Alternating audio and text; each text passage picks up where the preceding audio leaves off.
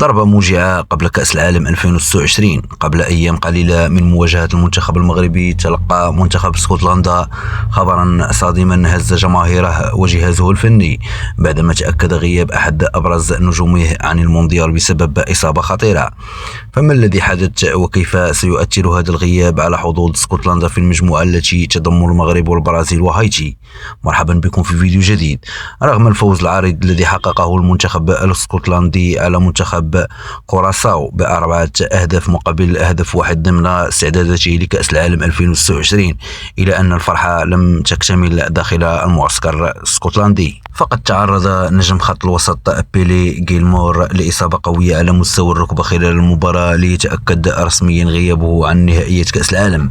وأعلنت الاتحاد الاسكتلندي لكرة القدم الخبر عبر بيان مؤثر جاء فيه: نتأسف لإعلان عن إصابة بيلي جيلمور في الركبة خلال الفوز في كوراساو، ستمنعه من المشاركة في كأس العالم، كلنا معك يا بيلي.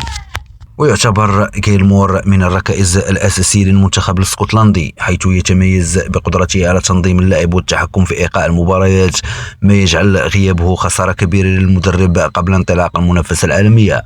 ويستعد المنتخب الاسكتلندي لخوض منافسة المجموعة الثالثة التي تضم إلى جانبها كل من المنتخب المغربي ومنتخب البرازيل وهايتي. وسيكون على اسكتلندا البحث عن بديل قادر على تعويض هذا الغياب المؤثر قبل المواجهات الحاسمة في المونديال.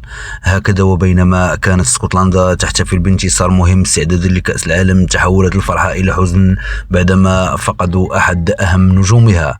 فهل يؤثر غياب بيلي جيلمور على قوة المنتخب الاسكتلندي أمام المغرب والبرازيل؟ وهل يستفيد أسود الأطلس من هذه الضربة قبل المواجهة المرتقبة؟ الأكيد أن المونديال بدأ يرسم أولى مفاجآته حتى قبل انطلاقه. نشكركم على حسن المتابعة، وفي فيديو قادم بإذن الله.